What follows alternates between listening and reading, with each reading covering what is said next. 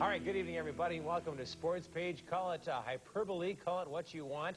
And when you come right down to it, this is perhaps the biggest homestand in the history of the Vancouver Canucks. 3 games on home ice with a chance to win the Western Conference and earn a berth in the Stanley Cup Final for just the 2nd time in club history. Add to that the fact they're playing the Leafs, and you just knew the Coliseum would be rocking like it hasn't since that spring of 1982. Yes, the rumors are true. Ron McLean has gained a pound or two. Early in the first period, puck bouncing around. Pounced on by Harold Diddick. Potvin gets just enough of it to send it wide. Moments later, Dougie Gilmour out front to Mike Gardner. Gardner, save McLean, loose puck. Leafs can't find the handle, and Kirk holds on. Canucks then get into some penalty trouble. With a man already in the penalty box, Brian Glynn rakes Mike Eastwood, and so the Canucks are 2 men short. Dave Ellett over to Gilmour. McLean says no.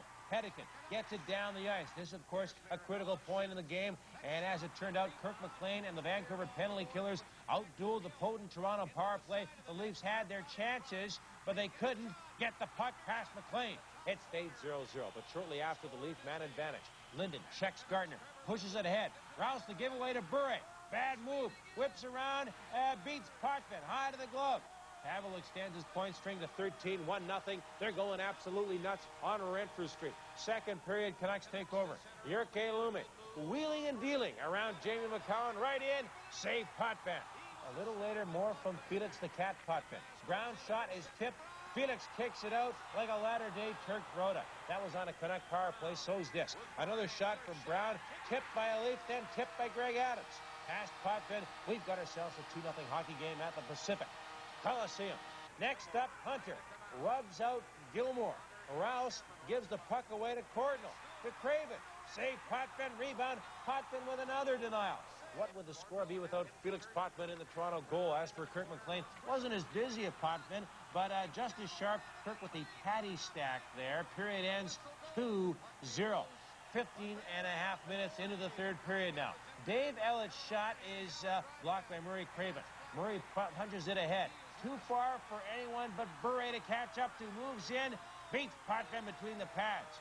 2nd of the night, 12th of the playoffs for number 10 in your program. 3-0 for the Vancouverites. And then it got nasty. Tim Hunter hammers Doug Gilmour.